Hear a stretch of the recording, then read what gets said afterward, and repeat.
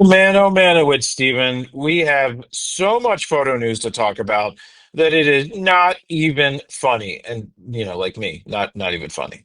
Man, oh Manowitz, what a week of camera gear we had, Steven. Whew, I am glad it is all over. Yeah, for whatever reason, the 9th and 10th of September became the let's just dump everything that we can on the market at one time and send us it. And we didn't even get everything, to be honest with you. When it rains, it pours, man. And it's always September, October, that time frame, like end of the year, beginning of Q4 type deal. And yeah, we had a lot of releases, which we'll be getting into this episode. Yeah, I mean, we got sent the Canon C50 pretty early on to run through its paces. We got a very short couple of hour look at the Nikon Zur. We got all three Sigma lenses in. Two of them came in first and then one came in later. Yeah, we still haven't even released some of the videos, including those Sigma lenses.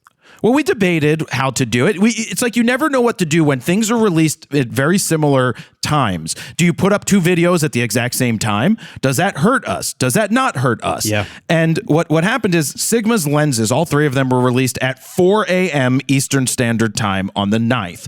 At 9 a.m., Canon released the C50. At 12:01 a.m. the next morning, Nikon released their Zur.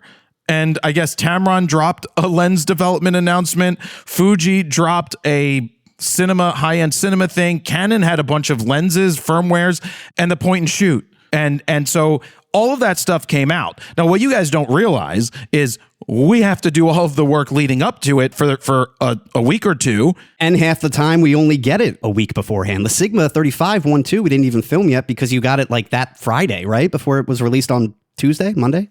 I don't remember. It came in late. I did shoot it, but it's ready to go for us to do, but we're not going to be able to get it done for the next couple of weeks because we are also leaving and heading to Japan on Sunday, Steven and I, for a little bit. Steven's staying for like 5 or 6 days, and I'm staying for a lot longer because I just have never been, and I've extended my trip. But we could talk more about that as we move on. But it's a shizer ton of gear. Yeah. In fact, that 20 to 200 that Sigma came out with 2 weeks ago when I posted on Instagram photos from the US Open where I talked about I didn't have any special access. I didn't have special gear.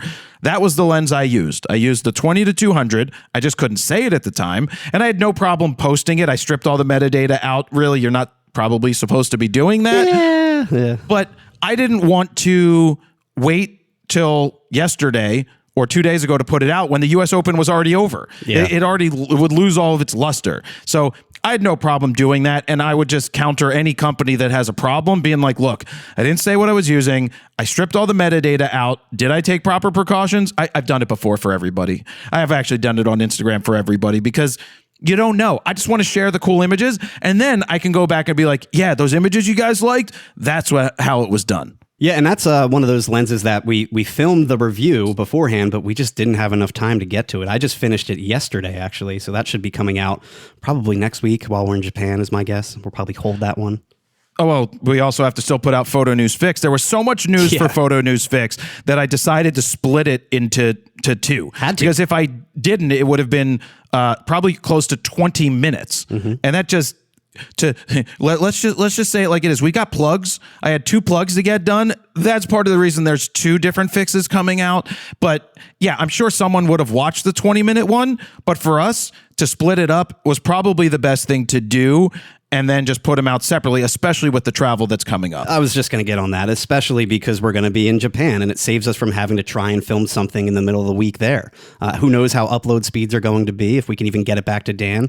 If we're even going to have time, are we going to be too busy to even film something? So it's just nice to have that, in the can and ready to go for next week. I think the upload speeds would be fine depending on where you are. What limit do we have at the hotel? Because exactly, it's like, can we plug in somewhere? The best is when we've been on certain press trips and they've put us up in hotels that have like 2 megabytes up, 2 down, 0.5 down, like just no internet at all. It's like, how do you guys expect us to work here when this product's getting announced in 2 days while we're here? We can't do anything. We can't upload. Can't even upload a photo. They sit there and they feel like we say something like, oh, gee, we should have done better. Yeah. Oh, we have, you know what they actually, you know what? When I was in Hawaii for was that Canon? Yeah, Canon, to go on that Canon trip, they actually brought out a Starlink into the middle of the Jurassic Park place, so that if anybody wanted to do something, they had a Starlink set up to get upload speeds. I don't recall when we were in Hawaii for the EOS R launch if that had decent internet. I mean, we were in it didn't have decent. It did not have decent internet. I don't remember. And that hotel sucked. You can call it a 5-star hotel. That wasn't 5. That was bullshit. That was a shitty hotel too. It was all right. I mean, it's not a $15,000 Vegas hotel room that Jared gets to stay in. No, and it's not like the hotel that we are going into Japan. Oh yeah, is a super high end hotel. That's a legitimate 5-star hotel, and it has a price point. We know about the price point because I was offered to stay longer, and I was like, yeah, no, I'm going to pass on that $1,000 a night hotel stay. So not exactly it. Now, some people might be saying, why are you not at Sony Kondo, Jared? Oh, yeah. Because Sony Kondo is going on right now. I saw that Tony Northrup was there, Manny Ortiz, Chelsea Northrup, Matt Klaskowski's there. You probably don't know him, but a lot of the Sony artisans are there. I'm not there because I was not invited. So happens that after last year's Kondo, which I was not happy with, I kind of said, please don't ever invite me again. And I was told, but I give real feedback. Most people are afraid to give feedback, but last year's Kondo, and this is like, first world problems, was the worst Kondo that there ever was. Where's my fillet? It was the worst Kondo ever. And so I shared my feedback, and I bet listened. You did. And not surprised. From what I've been told, like, they went fly fishing, they rode quads, they did all the shit. But even that, I have no desire to go on this vacation. I have no desire. There's nothing being announced. If it was me, I'd take it. I'd pull a Manny and Tony and go for take it as a vacation, basically. I mean, that's what it is. It's a creator vacation for a few. Is it a week? A few days? No. Well, I mean, they fly in on Tuesday and they fly out on Friday. Oh, okay. It's literally like 3 days on the ground. And I know that Justine and her sister tag along. No, her name's not tag along, but she does. Her name's not tag along. I like that you had to explain that. She does tag along, because if Justine wasn't there, you're not having Jenna there. But yeah, I'm not there, and I wouldn't have gone anyway, probably because, look. No, you would have went, and then you would have complained about it, because you would have had FOMO by saying no. But what would have happened is, if you're already on the West Coast, I would have flown to LA to then fly to Japan, a couple days, and then been away for like 3 weeks, and that's just not happening. It's hard enough just to plan out the next 2 weeks. Luckily, actually, all these releases kind of worked out, because I don't need to feed Dan a ton of stuff for the week while we're gone, because he's taking vacation while we're gone. So it works out perfectly. And we'll have a fix. We'll have that other Sigma lens review. We'll have content still in the can. So actually, for once, I'm not freaking out about going away for a week or two. Well, what camera do you want to start with, or what announcement do you want to start with right here? Let's start with the Nikon. Go for it, because you shot with it. Well, shot with it for an hour, if that. I mean, we had, 6 hours with it? Barely a full... I wouldn't even consider it a full day, but Nikon came down. Can I explain how it all works? Yeah, please. So Canon sent us the camera a couple weeks in advance. We were probably one of the only people to get it super early. A lot of people got it within a week of the announcement. The way that Nikon works is they have to send a chaperone, unless you're Gerald Undone this week and they send it. And in the past, we've gotten them to send us gear without a chaperone, but they put so many restrictions on you. It's just so insane. Actually, I think the Z6 III they sent to us without a chaperone. I'm pretty sure. And I believe we had that for a few days. For once, but usually it's like one day and we'll do a shoot with you or something like that. Well, Nikon actually offers to pay for the shoot. They do. They offer to like, where do you want to travel? Not this time around, but do you want to travel somewhere to do this? And I'm like, no. And to be clear, not pay us, not a paid review or anything, but to pay to travel somewhere specifically. Correct. Like, where do you guys want to go? Well, you know what I say? Yeah, let's stay in Philly. You guys can come to Philly, and then I buy them lunch, which I do. They don't pay for anything when they're here. Not that I'm opposed to them. Like, I don't care. You want to pay for a trip to somewhere for us to do something? By all means. But we only had enough time. We didn't have the same thing I could do with the Canon, because there's no way that Nikon would ever let me take it to a baseball game anyway. I actually think you probably shouldn't have taken the C50 to the baseball game. I don't think Canon would have allowed that if they knew that you were taking it. But they were basically like, hey, here's the camera. Do whatever you want. No restrictions. And we had over 2 weeks with that camera, right? I hear what you're saying about. I hear what you're saying about that. It's just like nobody's going to know what camera I'm shooting with. Dude, this is a top handle cinema camera is not your usual look. Like if someone took a photo of you, clearly this is not, they would know it's not a Canon, Nikon normal type camera. No, but I got great footage and no one cares. And I didn't question that. Did I stand on first base? If I am in the first base, every time there's a play at first base, I'm always in the background, regardless of what camera I have. You were in there. Oh, I was? Yep. Nice. Nailed it. Nailed it. That's what I was going for. But anyway, keep going about the Nikon. So, yeah, we only had a limited amount of time. And the worst part is they came down on Thursday for a Tuesday launch date. So I had like 1 day to edit this video and turn it around. But it worked out in the end. We got to film with it, at least in the studio. I wish we actually got to run around like the C50 and film outside, 6K RAW, red RAW, testing, all that stuff. But it is what it is. We only had literally hours with it. Anyway, the Nikon ZR, this is their first official Nikon red compact cinema camera, although I think it's much more Nikon than red. I think it falls more in line with Sony's like ZV-E1, which is basically a stripped down vlog version of the A7S III and FX3, where this is like a stripped down version of the Z6 III. It's a very minimalist body. They chopped off the EVF and the grip to the point where it almost looks like a point and shoot camera, like a Z30. Except it's bigger in size, though. It is bigger. It's a very boxy, thin camera. It's incredibly thin. Not a cage-free design, though, like the C50 or the FX3 or FX2. There's no fan, which, again, aligns with the ZV-E1. The biggest thing on this camera, though, quite literally, is its giant 4-inch P3 3 million dot vari-angle touchscreen, and it's bright. It's 1,000 nits of brightness. Similar to what we see in like high-end pro cinema bodies, this giant screen, like the C80 or the FX6, but I think even those only have a 3.5-inch screen. So 4 inches, all about it. We've said it before. I wish they would just give the entire back panel for like a cinema camera a giant screen, and that's what Nikon did here. So kudos to Nikon for thinking outside the box. Only 3 buttons on top. It's got a record button, zoom rocker, joystick on the back. That's really it. Again, a very minimalist design.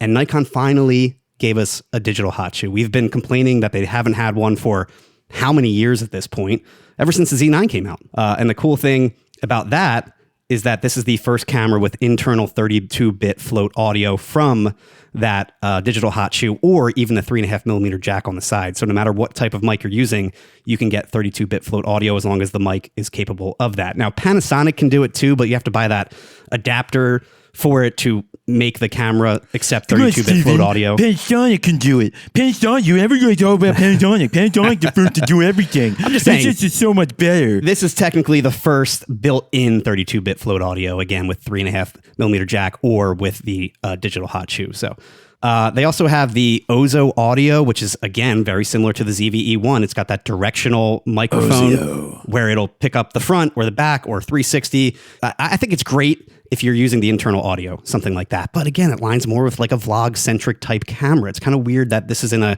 cinema, pro cinema body. Now, some of the cons, this is a weird one. 2 card slots, but CF Express B and micro SD. And I don't know what it is with Nikon using micro SD. They did this with the ZF as well, which I don't mind as much for photos because you can send photos to the micro SD. But with video, you can't really write any video to this unless it's like the 8-bit 420 video or 1080p or something like that. You can't do proxies. It's really only meant to put stills on that micro SD card and then use a CF Express for all your cinema shooting. And still, with those dual card slots, there's no dual video recording. It was the one thing that we really wanted from Nikon, another thing they needed to fix. And I think that is a big deal if it's considered a pro cinema body. And it has micro HDMI, which I can live with because it has that giant bright touchscreen, so I really don't need to put an external monitor on it. Same sensor, processor, autofocus, everything from the Z6 III. Again, this is basically a Z6 III with chopped off grip and EVF.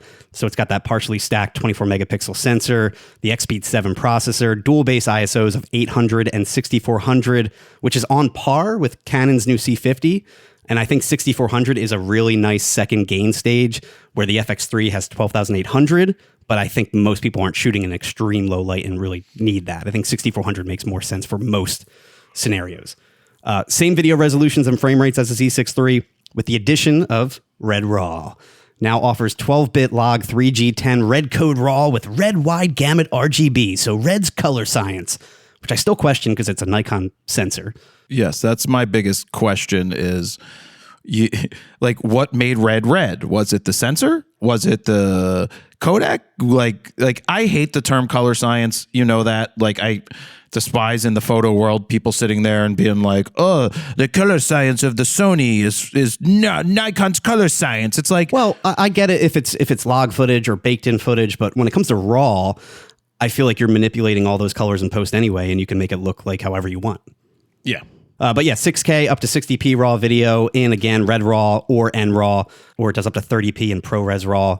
Oversampled 4K 60 like they had in the Z6 III. It's got the native 5.4K in ProRes HQ, which is what I prefer to shoot in. I love having that little bit of extra wiggle room, a little more resolution. If I need to punch in a little bit or have that second angle, that close-up angle of view, it's nice to have that. And ProRes HQ is just a dream to work with in Premiere and any other NLE. 4K 120, but it still has that DX 1.5x crop, just like the, again, Z6 III. The weird thing about Nikon, though, is there's no 17:9 video. There's no DCI video. It's all UHD aspect ratio, which is very odd if this is like a pro cinema camera. Shutter angle supports up to 10 user imported LUTs, and then it has IBIS. 7.5 stops of IBIS, which we'll get to in the C50, and that doesn't have IBIS. And I think that's a big deal, especially if you're trying to compete with the FX2s, the FX3s, the other similar priced cameras. Only thing I don't like about this camera really, though, is the design. I just wish they gave it a little more of a beefy cageless body, have a nice grip on there. I always like an EVF, but I get it not having an EVF. But at the end of the day, it's $2,200. It's an insane value for that price. It offers everything the Z6 III has in video and more. I agree with that. I agree that when you look at the price point, it's not what you would expect. Now, speaking of price, do you, though, just get a Z6 III for $500 more? Because you then gain an EVF, you gain a full HDMI port, you have a mechanical shutter, but on the flip side, you lose out on a much bigger, brighter screen, digital hot shoe, 32-bit float audio, shutter angle, LUT support, Red RAW, the more pro cinema stuff. So, like, my take is across the board, and this isn't just Nikon, it's Canon, Sony, Fuji, it's whoever's doing cinema. You get a lot of these creators that come out into the world and put out these Instagram stories and reels and posts and whatever, tickety talks, and it's just like, oh my God, this thing is incredible, just going off specs and never using it. With that being said, you can get and should be able to get fantastic results with a tin can if you know what you're doing. It's just this idea that it's such a battle that, oh, this is going to crush. And like, you know, do we put killer in the title? Sure. We're trying to get people to watch the fucking thing, but we put question marks there. I know. I love people are like, you're calling it a killer. It's clearly not. It's like, guys, we put question mark. Is it a FX3 killer? I think that was a C50 It's a question mark to ask the question. And the way that I look at all of this is it's just so over the top and annoying to have the brand back and forth like, this is better. No, this is better. No, what is better is you going out and actually shooting something and knowing what you're doing. You're going to get great results no matter what you use if you know how to use it. And of course, with certain people pulling out better, you can pull out better results from better gear. But Steven was able to pull out amazing results at the Bernie documentary with just an original Z6. Just an original Z6 that he took out there. It wasn't easy, but he made it work. I will say that the tech definitely helps, though. I do feel like you have the potential of losing a lot of shots, especially for Doc Veritas type shooting. IBIS clearly helps for that kind of stuff. If you're running and gunning without a true proper rig or gimbal, having like built-in NDs would be great if you're going quickly to inside versus outside. Having shutter angle if you're switching frame rates quickly from 120 to 60 to 24. I think all this stuff really helps you capture things that you normally wouldn't be able to capture with, say, a normal stills type camera. It just makes it easier. Like the Bernie Doc, for example, autofocus is a big thing. I definitely lost and had to throw away a lot of shots because of the lack of autofocus. So there were plenty of shots that I just couldn't use because it'd be completely back focused, or, luckily the 120p I could get away with if it's a little kind of racking back and forth or missing focus slightly. I don't mind that.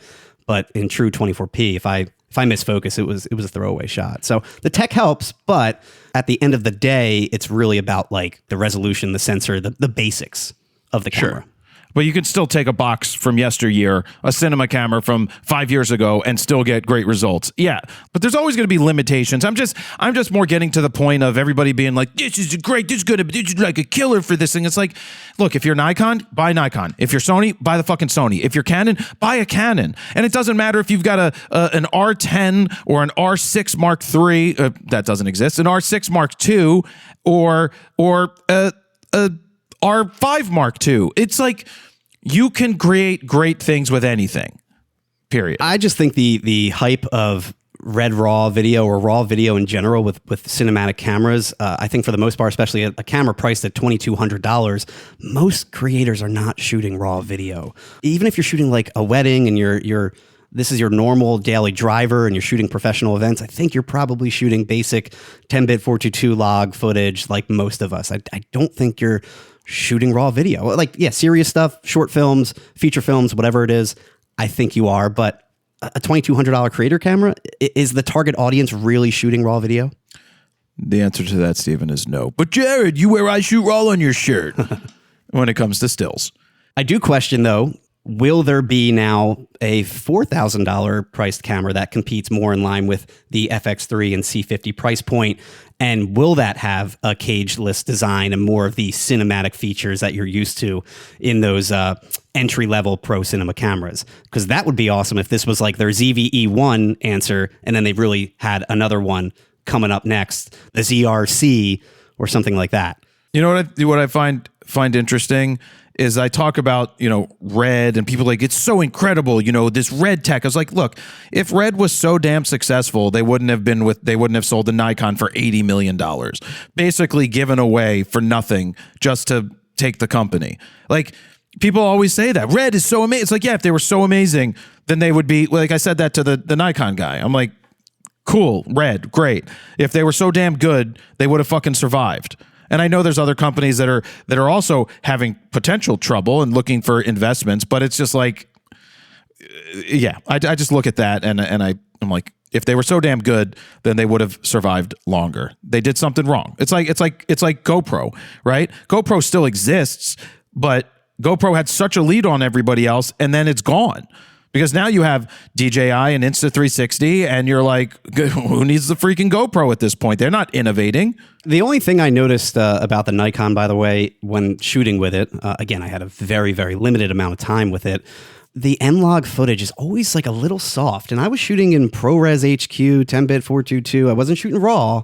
But how dare you, Steven, speak ill of a new camera? I've just always felt that about the Nikon's video. It almost seems like they throw like a noise reduction over top of everything, and it just always seems a little soft compared to the Canons and the Sonys straight out of camera. I did see Gerald Undunn's video, and he kind of confirmed this, and he shot Red RAW, and then also shot the baked-in log footage, and he said that it's much softer versus the RAW. I think Manny Hapoya did the same thing. So I just wish they did something with their codecs and their log footage where they just make it not as soft. It's some kind of baked-in noise reduction. Well, let's move on to the C50, which is the camera that we did have a ton of time with. Canon was nice enough to ask us if we wanted to use that camera.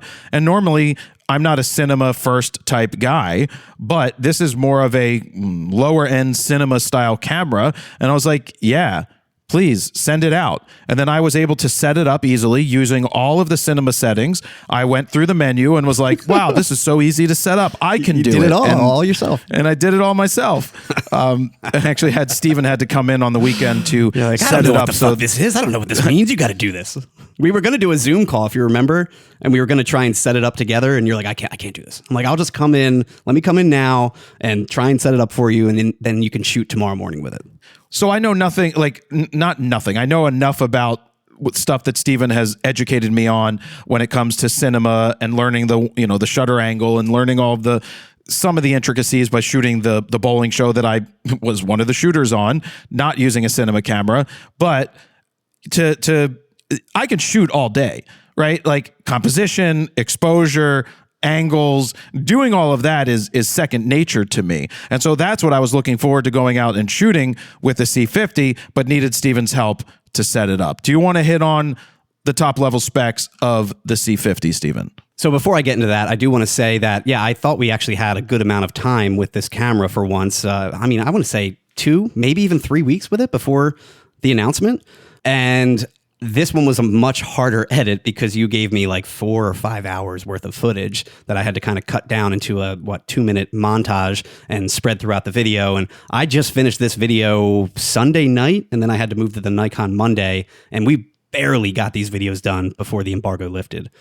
So it was quite the week for me from an edit standpoint and production shooting standpoint to film all this stuff. That's why I had to miss RAWtalk last week. That was the real reason. Unfortunately, with Coach Rav passing, it just gave an easier out for us to do that versus talking about things we couldn't even talk about because we just couldn't talk about the Nikon. We couldn't talk about the Canon, and they were all the rumors. The funny thing is the Canon supposedly leaked. There was footage from a German YouTuber that it had like blurred footage of a camera that he was using, and everyone thought it was the C50. I knew that was the Nikon because I could tell how thin the body was and how small, but at the time, nobody knew. So that spread throughout the internet of everyone thinking that's the C50, but in reality, it ended up being the Nikon ZR. So hit us with the real specs. This is the C50. It's Canon's latest hybrid cinema camera. Their entry You can watch level. our full review. Yes. It's already out, or preview. Yeah, we go through every little nook and cranny that this camera offers, so I think it's a pretty solid preview. I would call it a review if it wasn't a pre-production unit, but I really had no issues with this camera. They say it's the R5C replacement, but to me it's more like a mini C80. The R5C still holds up on its own because that does, again, 8K video, has an EVF, better oversampling, stuff like that. Now, this has an FX3 style body with a cage-free design. It's got quarter 20s all around it. It really does look like an FX3, FX2 style body. Nice beefy grip, big fan built in. It's basically an R5C without the EVF from a design standpoint. I think it's like 10 grams less in terms of weight. Record buttons, tally lights, zoom rockers everywhere. It's got a brand new top handle, which we really liked using. I know you preferred shooting that way with a monitor on top versus like an EVF, which I was very surprised about. I'm the type that has always felt like I want to shoot with my eye up to the viewfinder when it comes to the when it comes to shooting cinema. And that's how I did the entire bowling show. But it does get cumbersome to hold the camera at eye level for long amounts of time without any sort of stabilization, external stabilization, like a monopod or some sort of rig. But knowing that this didn't have an EVF and knowing that the screen was only 3 inches and shitty, too small for me to see, I can't pay attention to the screen. Same with the Sony's, too small, unlike the Nikon, which is now 4 inches, which would be easier to see. I had you set up on the top handle, set up an external monitor. And I really enjoyed shooting like a cinema shooter would have shot. So we ended up putting the Atomos Shinobi, which is just a viewing monitor, not a actual recorder. That is a 5-inch screen, something like that, but that has a 1500 nit rating. And the nice thing about the C50 screen, although it's small, at 3 inches, it's the same screen as the R6 Mark II. It is bright. It has a new luminance boost mode, but I ended up using that and brightening it up to match the Shinobi. Now, Canon doesn't tell us the nit rating on their screens, which I really think they should, because Nikon is all about telling the world what their brightness is, and it's a really nice marketing selling point. I think this is close to 1,000 or even 1,500 nits in terms of brightness because, again, I matched that Shinobi brightness. It's a bright screen, and apparently it can get that bright because of the battery, the new LPE6P, the power from that. But moving on, that top handle has XLR inputs. It has a digital hot shoe on this camera, which is kind of expected. Dual card slots, CF Express and SD, also expected. Dual video recording, expected. And it has a new vertical crop mode, though, to the SD card, which is interesting, but honestly, I really, in the real world, probably wouldn't use it. If I was trying to throw something up really quickly to TikTok or Instagram or something, maybe, but I don't know. I feel like it's if I'm shooting log footage, I'm probably grading it anyway and then cropping it in post or something. But you can do either a 1x1 square crop or a vertical 9/16 crop, and you can move the box around to tell it where to make that crop. What I'll say about that is when I took it to the Phillies game and didn't show anybody in the press room, in the media room, what I was shooting with, not the content creators for Major League Baseball or anything, the ones that, would love that mode. And they saw that the mode, I told them how the mode worked. They loved the fact that you could do that vertical to the second card. Interesting. Not shooting log. They loved that it would be baked in because what they need to do for social is they shoot it wide, bring it into the computer, quickly crop it, to then export it and upload it. In this case, they could have the full version and they can instantly send out the vertical right into the world. And Canon said during the briefing that we could still be shooting log with a view assist on the normal recording mode on the CF Express card. And then the vertical crop to the SD card could be a baked in LUT applied to that and burned in. I couldn't find that option. So every time we got the SD card back and I would load it onto the computer, it was still in log, which to me defeats the entire purpose of having like a quick turnaround, throw it up online because it's log footage. But apparently you can. I couldn't find that. It must be buried somewhere in the menu system. Now, what I do think it should have had is instead of like locking in that box and say, to the middle of the frame or left, right, wherever it is, I wish it would lock in and track like the autofocus point.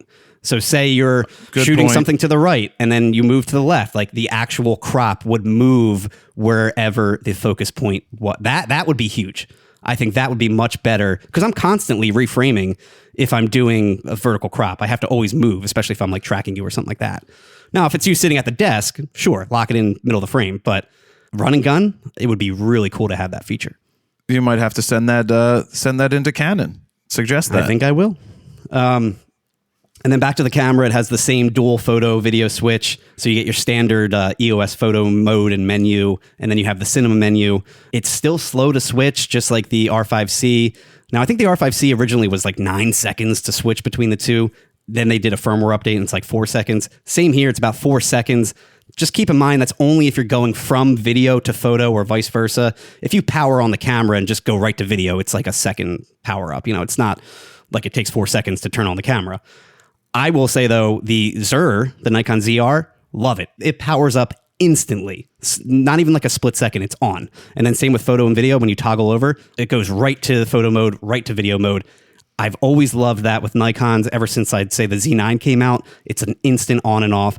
Where Sony, it's like you're booting up a computer. Sometimes you're waiting like 5 seconds for the camera to turn on, especially if you haven't turned it on in a while. It's really odd. Canon's kind of middle of the road. It takes a second to kind of boot up, but it's not like Sony. Anyway, speaking of stills, this does 40 frames per second with pre-shooting. Only has an electronic shutter, though, which was expected. Definitely some decent warping, though, and rolling shutter. I think it's like a 18 millisecond readout speed or something like that. We're looking at like R6.2 speeds. Well, the warping on the stills was still there when it came to the ball. Oh, yeah. And the bat. So that's something extreme speed for the most part. Yeah. That's when you're going to get warping, but it's definitely there.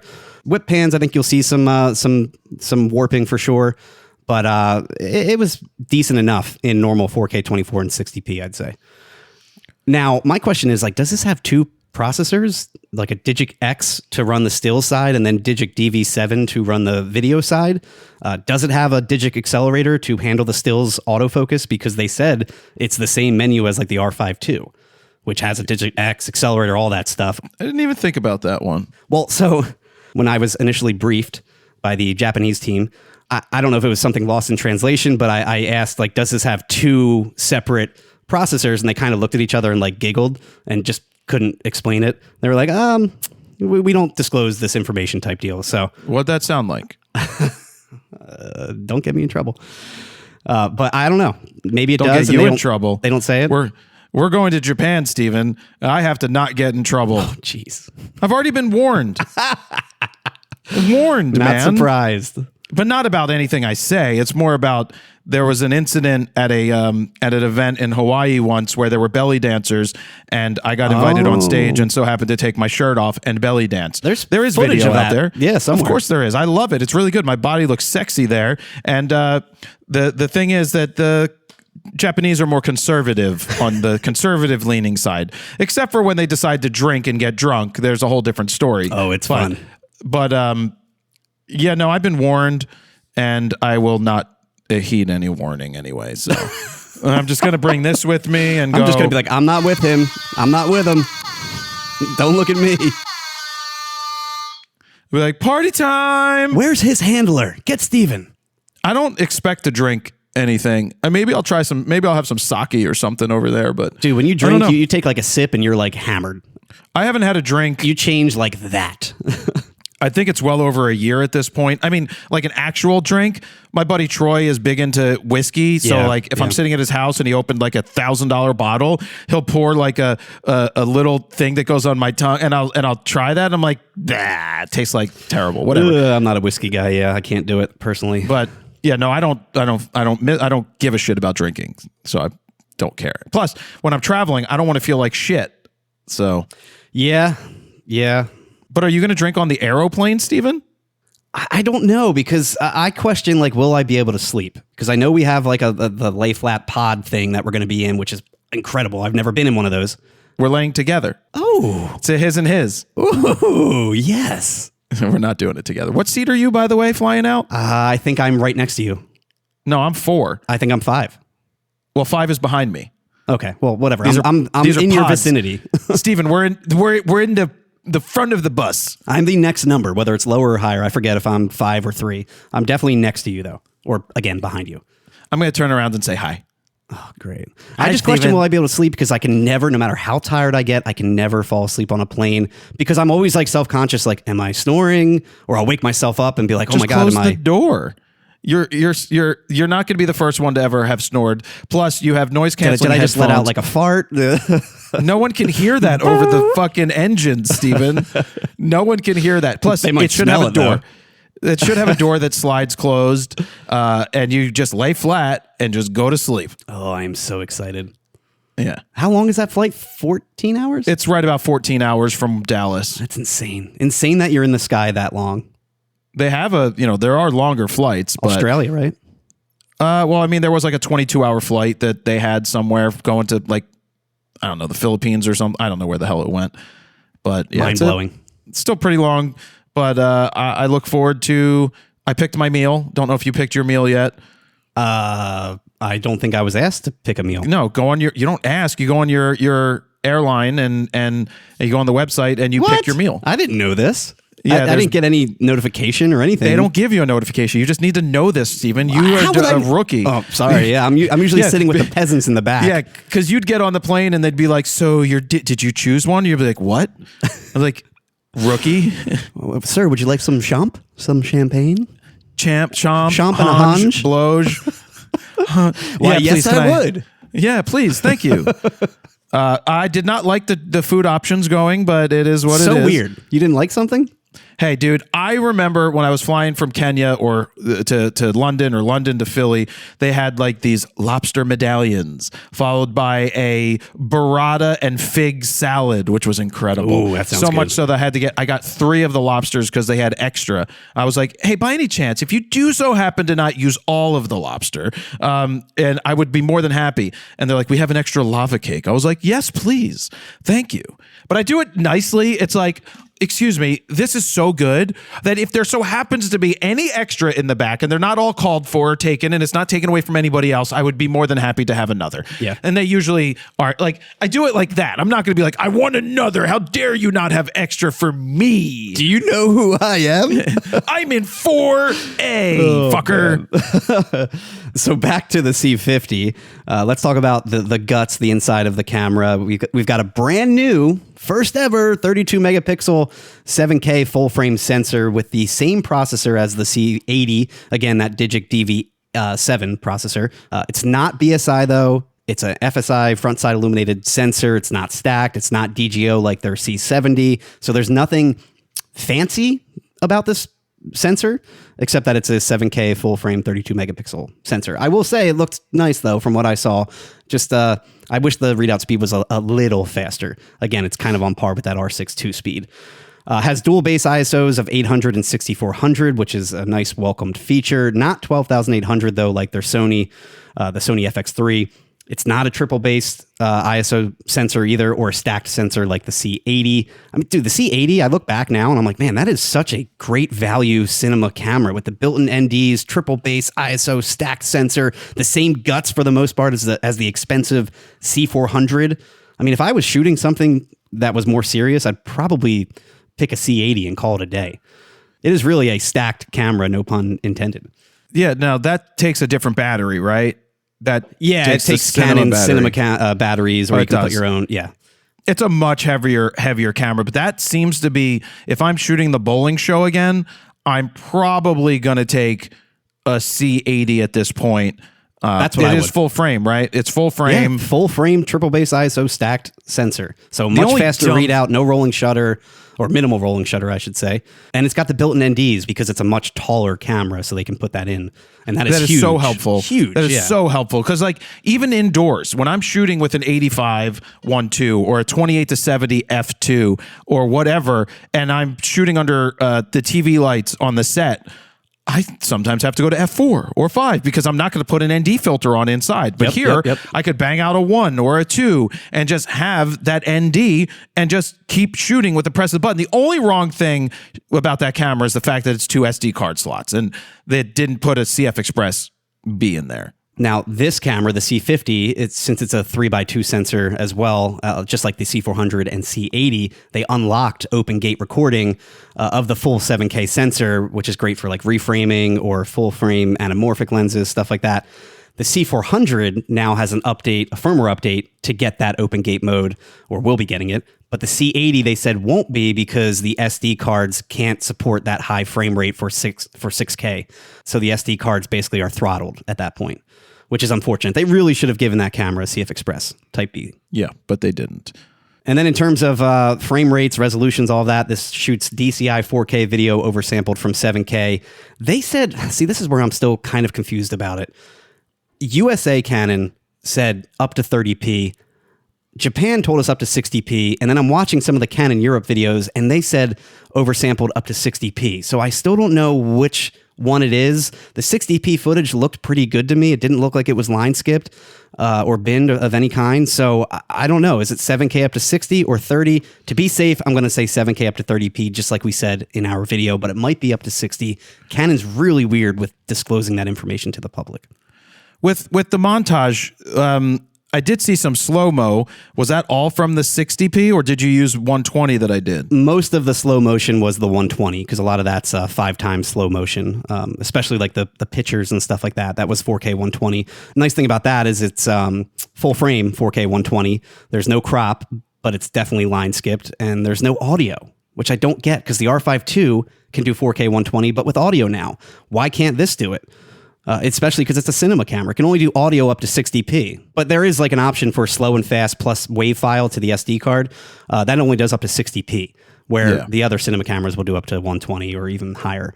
So yeah, no audio in 4K 120. And it does that weird playback option too, where you can select the frame rate to play it back. So it's kind of burned in, baked in slow motion footage. Yeah, I messed that up a few times. You did, yes. I had to throw away a couple clips because of that.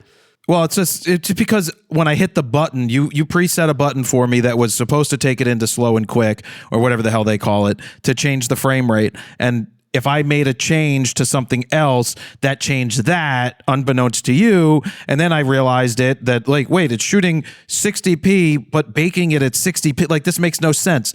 So I figured it out. Was switched around when I got the camera back. Well, it's one, I don't know how to use that whole menu system. I know how to shoot the damn camera, but some of the things were just quirks that would just come with using it more. So what I love about the stills side of Canon's cameras is you get the, C1, C2, C3, just like Nikon does U1, U2, U3 or whatever.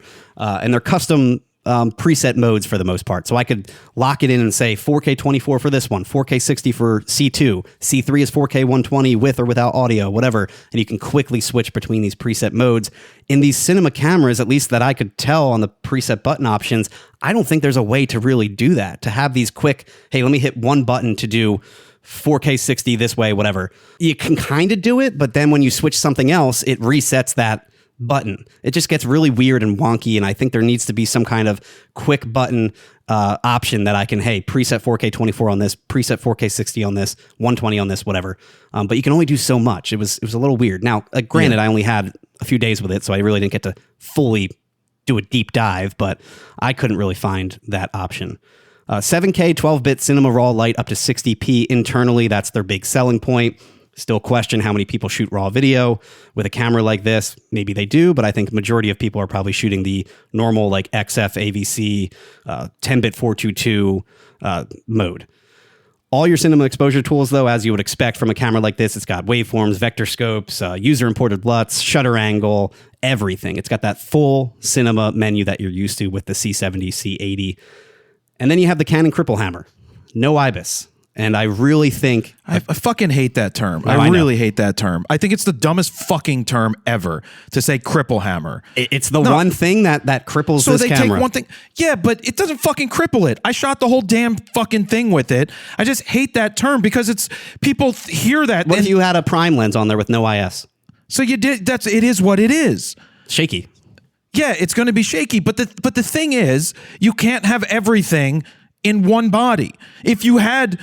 Like IBIS, yes, I would have loved for them to add IBIS, but then you're like, oh, it needs IBIS, and it needs the ND filters, and it should have done this, and it should have had a triple base ISO sensor, and you're like, yeah, the fucking C80. Yeah, I mean, I totally get the ND being a small body like this. You literally physically can't put ND filters, built-in ND filters in this camera. The stack sensor, I also get not having that. IBIS, though, when your competition, the FX2, the FX3, all the Sonys have IBIS. The Nikon has IBIS. Your R5 II has IBIS. Everything has IBIS. Should have IBIS. And this is more of a creator camera, more of a run and gun style, YouTube shooting style camera, or low-end production for the most part, or a B camera. I just think it should have had IBIS and then the option to lock it in or something if you want to put it on. They're always like, well, if you mount it to a car or a drone, you don't want IBIS and all this, or you're going to probably put it on a rig or a gimbal. But it's like, okay, well, Sony has IBIS and everyone mounts it to cars or has gimbals or whatever, and it works fine. Or give us like what Nikon has with their Z9, and they have that VR lock switch where the VR then locks into place and the sensor doesn't move. Yeah. Just figure it out. And I agree. Wholeheartedly. I knew people would go nuts about that, and they did. Yeah, I would love IBIS. This is what I said to them on the call when I was with them. I just despise the term cripple hammer. I just despise it. Like, it's like, oh yeah, it's like, oh, they sit in a room and say, how could we make this camera shitty, or how could we hurt it? So it's like, no, there's a reason they did it. I don't know why. And I countered them and said, look, you can sit there and say that cinema shooters want to shoot like traditionally, and traditionally cinema doesn't have image stabilization. Yeah, they didn't have autofocus either. Now those people are starting to transition to use autofocus because they get it. And like you just said, why can't we just lock IBIS in place? You already have it in your other cameras. Let's evolve. And I will say, like, I don't love Canon's IBIS system compared to the Nikon in sport mode. I really like it's a nice floating IBIS. It doesn't get weird and warpy, where Canon's always gets like this wonky warp, especially when you're shooting wide angle. You have like a 15 to 35 and you're at 15, you're getting some weird warping in that image. Sony has their Catalyst Browse, whatever software that you could then tell the software, you can load that in and it'll make like a perfectly cinematic gimbal-like shot for you using the IBIS gyroscope and all that. Like, I just think Canon's IBIS has always been wonky, and that's probably why they didn't put it in this camera. But again, I could just turn it off. So just give me the option is all I ask, because this is a $3,900 camera to compete with the FX lineup. I just think they missed the mark on the pricing personally. I think this should have been a $3,200 camera, a $3,000 camera. It should have came in at like $1,000 less than the R5 Mark II, which currently sells for $3,900, the same price, but it's normally like $4,200, I think. or give me that option to like not have the top handle baked into the price. Like the FX2, they give you the option to buy it coupled with the top handle for $3,100, I believe, or you can buy just the body for $2,600 or $2,700. Like I wish they gave me that option if I didn't want to use the top handle or I had a separate audio recorder or something like that. It's like $400 less, $500 less. Well, Sony's is $600, their top handle alone. So this could have came in at $3,300 and sold $3,900 with the top handle bundle or something. Maybe they'll do that. I liked having the handle.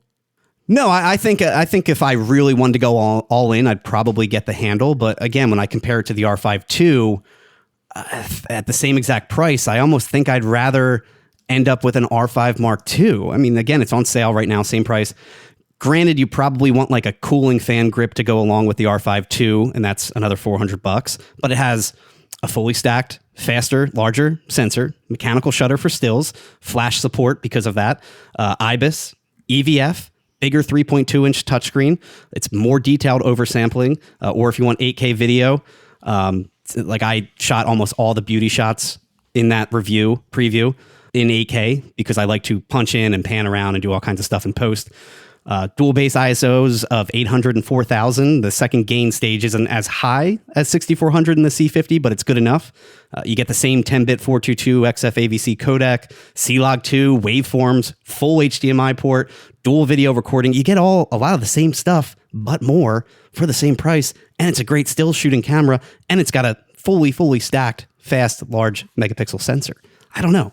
I might stick with an R5 II.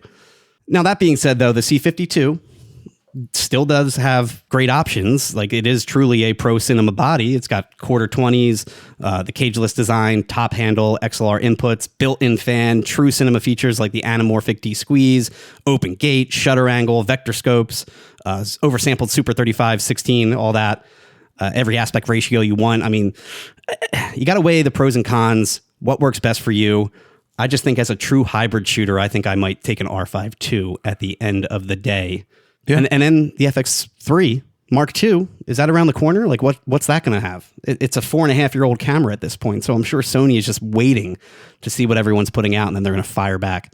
But we'll see. We shall see. So that's the C50. I enjoyed shooting with it. I just liked going out and just felt good. I shot with the 100 to 500 for a lot of it, 24 to 105 for others. And I just relied on the full autofocus because I couldn't really, I can't touch the external display on the Atomos to change focus. So I had to rely on the focus that was the all-encompassing, and it worked really well.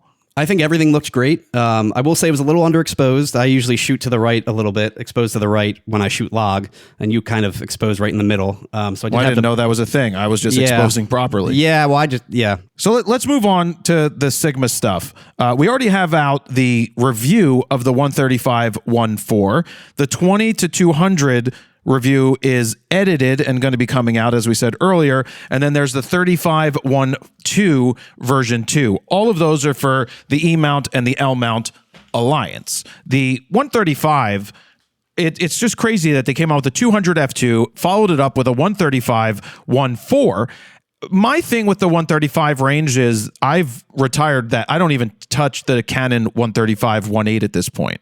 And the reason I don't is I feel that the 85-1.2 is a much better option for portraits than the 135. I just feel that the 135 flattens everything so much that the 85-1.2 is more unique. A lot more compression on the 135 for sure. Yeah, and on the Sony side, you have the option of a 50 to 150 f2 from a versatility standpoint would be my choice because they don't have an 85-1.2. It's also more expensive. But with all that being said, the 135-1.4 does create such a beautiful, soft, creamy, smooth background blur when you isolate your subject. It's just very nice. It's just you need extra space. You need to have the room to shoot it. And you just need to know that you don't need the versatility of something other than a prime. That's really what it does come down to, though, needing the room to shoot. We tried to showcase some of that 360 footage of you inside that studio photographing your friend doing portraits, and you needed to back up like all the way to the other side of the room to get like a full body portrait or even like from waist up. it was tough. Seemed like you struggled in that area. Where at 85-1.2, you would need like half that distance. Yeah. I just can't believe that Sigma says this produces the largest bokeh ever in a Sigma lens, more than like their 105-1.4 bokeh master. And they said the only comparable lens is the Sigma 200 f2. So really, this is like a poor man's version of the 200 f2 for $18.99. I'm not saying it's a poor man's, but like it is. It's just a cheaper version of that 200 f2 for basically similar type shots in bokeh. And 13 aperture blades in this bad boy. I mean, you're going to get some really nice, well-rounded bokeh if you truly care about that stuff, which I know how we feel about that. Yeah, I mean, no one's going to know the difference between a bokeh ball in your photo and a bokeh ball in someone else's photo. Well, if it has onion rings, though, Jared, I don't know. I'm going to be examining the bokeh more than the actual picture itself. Cool. Well, hey, speaking of examining pictures, that brings up a funny thing. I have a friend who has a green Leica Safari Edition M11. Is that what it is? That sounds sexy. Yeah. So I what do I always tell you? I always tell you that Leica shooters love posting about the Leica camera that they're shooting with, but rarely ever post the photos that were shot with the camera. So my friend had his Leica sitting on the table in Hawaii at breakfast and had to take a picture with his iPhone to post about what hashtag Leica it was. And it's like, did you need to bring it to breakfast? And I've said that to him before too. I'm like, do you need to take this to dinner? Do you need to take it everywhere with you? Like, it's literally like wearing a Rolex. You want people to know. It's something to showcase. It's a look piece for sure. Yeah, it's all about brand recognition with a Leica for sure. It's like, here's not a photo series I did in Hawaii with the Leica. Here's a picture of the Leica. That seems to be the Leica way. But anyway, the 135, it's a specialty lens that I don't know how many people it's actually for. The people that know they need it, by all means, it's going to be fantastic, super accurate focus. You have your limitations of how many frames a second, but that doesn't matter. And that's only on the Sony, the L mount. It'll be fine. People talk about the L mount. It's like they don't have cameras. Like, what, you're going to shoot the Panasonic at 40 frames a second? Like, whoop-de-doo. Yeah, no, I see your point, but I'm just saying it's only the Sony. No one shoots those Panasonics. There's like 12 people. This is a big lens, though. That's the one thing I noticed. It's big, but it's not big. It's not big. Like, it's thick. It's a chody boy. And when we compared it to the 105-1.4, it was almost the exact same size as the other one, except the other one extended more because it was the DSLR mount on the back end. So it's almost like they took that 105 shell and put the 135 in there. So good on Sigma for making it a small. It's heavy, though. It's 3+ pounds. And it has a lens collar. If you're going to shoot video, if you're shooting stills, you do not need a lens collar unless you can't hold 3.15 pounds. Well, I saw people note that it's good for like astro tracking and stuff like that too. But I again, how many people are shooting that? Super long for astro tracking. But yeah, no, I get it. That's, I said, if you need a tripod, it's for people who need the tripod. Like, it makes sense. Yeah. But for general shooting, you don't need a tripod. The next lens I talk about is the 20 to 200 millimeter. It's a 3.5 to 6.3 that I took to the US Open, and I really enjoyed using that. I say that is the perfect travel lens at this point. You know, you always hear one lens to rule them all, and usually that's like a 28 to 400 or a 28 to 300. Tamron makes it 28 to 300, yeah. Or it's always on the longer side, not the wider side. In this case, I say that the 20 to 200 is perfect for people that are traveling. If you're doing city traveling and you're in like Cologne at the Kölner Dome and you want to get up close, you want to get close to it and shoot it at 20 millimeters, great. If you want to be across the river and shoot it at 200 millimeters, great. Where it's not going to shine is if you're going on a safari or you're going on anything that is further out, like birding or what's the other? You got a safari, birding, or whale watching. It's not really going to be great for reaching out to that because it's a 200. But for the majority of people who travel, to be able to have, like, go to Disney and have a 20 to 200, like, you're going to cover everything in a 4.5-inch lens that extends to like 8.5 or 9 inches because it's zooming, like, it like doubles. But it's light, it's full frame. I think it's priced reasonably-ish at $999. See, I think it's a little more expensive than what it should be. But it replaces multiple lenses for people needing to take around. And the trade-off is you get one lens and you're paying a little bit for it. But if I was selling lenses at at Alan's Camera again, and someone come in and be like, "What's the perfect travel lens?" I'd be like, "Well, if you're on a Sony mount, right, or L mount, this is." I don't know how you beat this for size, and the quality is fine. The autofocus was fine. Like, is it the fast? I come from the standpoint of not professional shooting. Could I use it for professional shooting? Yes, you can use anything for professional shooting and make it work. But for someone just traveling around, 20 to 200 is a pretty impressive. It's a pretty impressive lens they came out with. And keep in mind, this is for full frame mounts, for full frame bodies. I mean, normally you see a range like this for APS-C, like a 16 to 300 or something like that. But this is for full frame, which is a big deal. Where I think they missed the mark is leaving out stabilization. There's no OS optical stabilization in this lens. Tamron has the 28 to 300 that has VC, vibration compensation, their version of stabilization, and that comes in at $900, and you get a longer range, but not on the wide end, where we've shown in the video going from 28 to 20 is a big deal. That 8 millimeters on the wide end, you get a lot more in the frame. So kudos to Sigma for making this lens possible. I will say, being a 3.5 to 6.3 variable aperture, little misleading because it goes to 5.6 at like 50 millimeter, and you're only at 3.5 at 20 millimeters, and then it goes all the way to 4.5 at like 28. So, and then it's a 6.3 from the 85 and on focal range. So it almost acts more like a 6.3 if you're at the long end, and more like a 4 or 5 at the wide end. It's for the people that want to take pictures of little Johnny, little Jill, whatever, out and about. Right. It's not really an indoor lens. You can use it indoors. You shoot at 20 millimeters at 3.5, you're going to be fine. Right. But on the flip side, Tamron goes ahead and announces a development of a 25 to 200 millimeter full frame lens. They didn't give us pricing. They didn't give us weight. They didn't give us size. It's just a development announcement because Sigma has their 20 to 200 already out on the market. I would venture to say that Tamron's 25 to 200 will come in $100, $150 less, maybe even $200 when they do fully announce it. We'll have to check it out, but we'll show you the difference between 20 and 25. And it will be a big difference. A difference. Yeah, a substantial difference for sure. And keep in mind, this 25 to 200 is going to be the successor to their current 28 to 200. And what's nice about that is it's a 2.8 to 5.6 range. Did we review that? We did. We did? 5+ years ago. Tamron 28 to 200 has 140,000 views. June 2020. So there it is. 5 years ago. More than 5 years ago.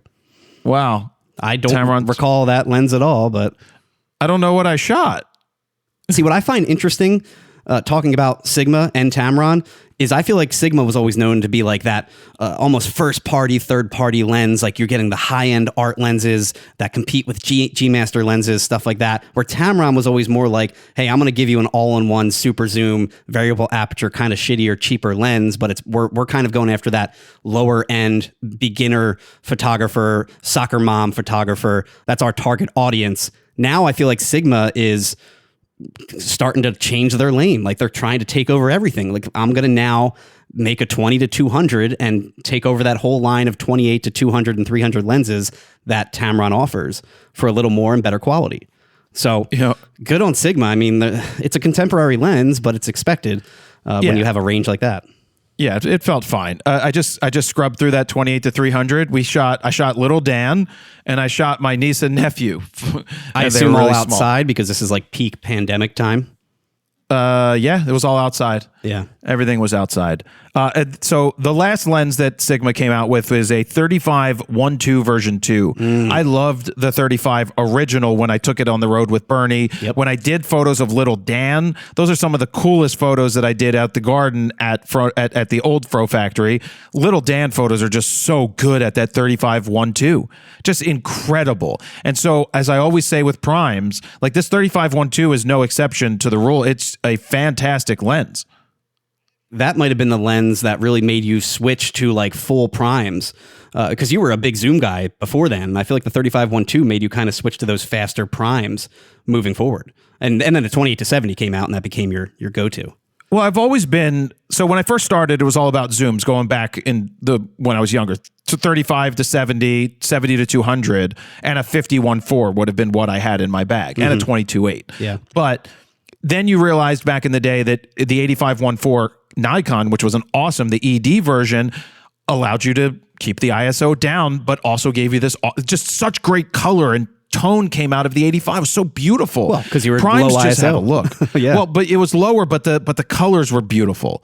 Like that lens was just beautiful. And you then, get back to primes. That 35-1.2 when I went to Sony was there because their 24-70 sucked ass. The original 24-70 was terrible, but the 35 was such a beautiful look when you had time. When you have time for a prime, it's amazing. When you're running and gunning, the versatility of a 28-70 f2 is kind of like a prime zoom, as I always say, being that it's better than 2.8 and you get the look of a faster aperture lens and better glass, which gives you just this dimension and look that's incredible.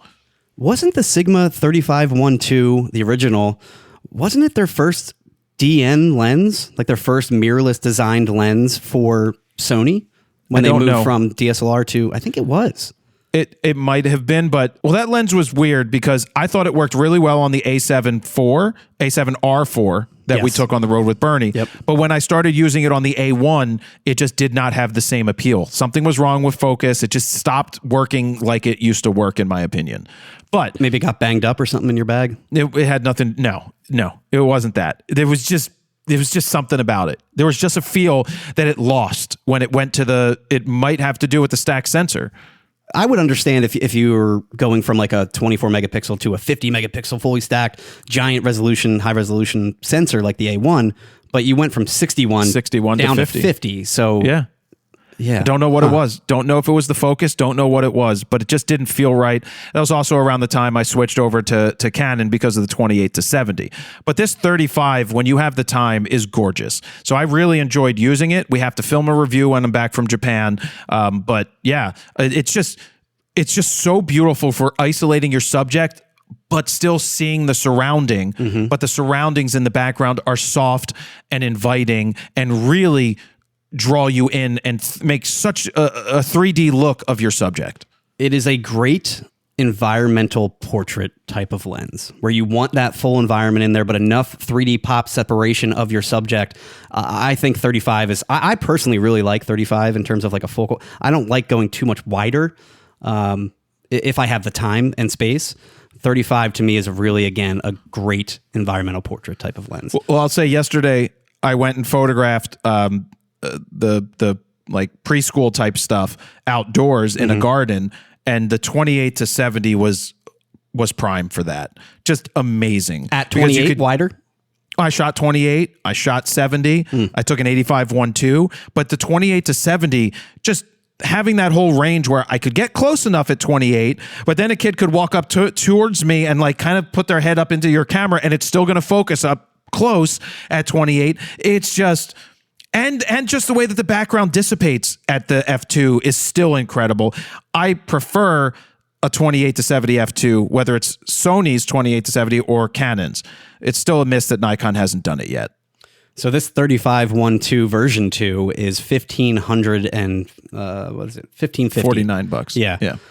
Which I think comes in about the same price the original sold for, if I recall. I think that was $1,500, maybe $1,400.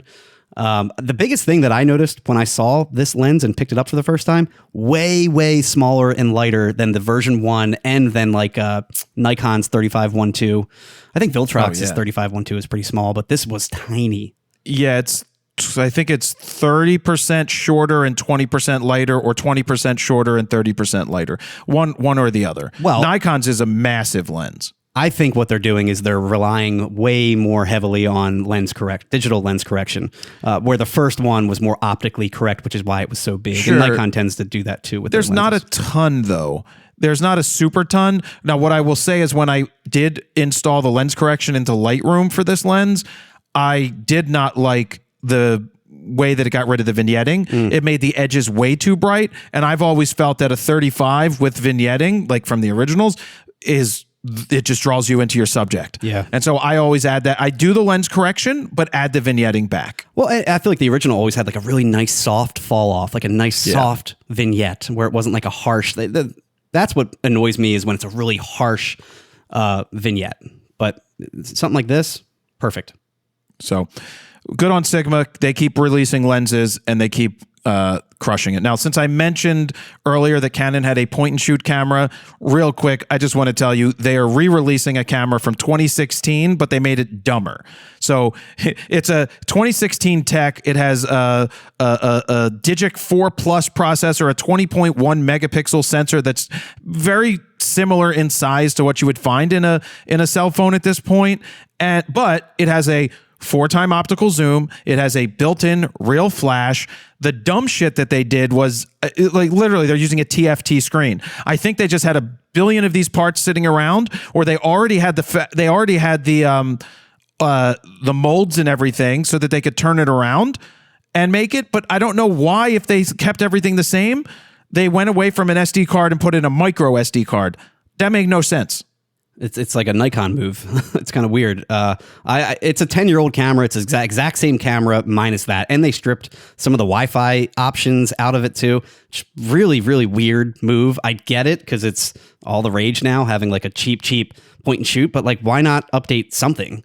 Well, I think maybe things that we don't know on the business side is maybe they had a deal for the certain processor they used that came for Wi-Fi. Like they only had a license to use it at a certain amount of time. And now if they need to see, this is shit that we just don't, that, you know, the general consumer might sit there and rip somebody apart. And then when you take a different approach and you're like, well, maybe that specific SD card slot they used, they would have had to pay an exorbitant amount of money for the rights to reuse it and do it again.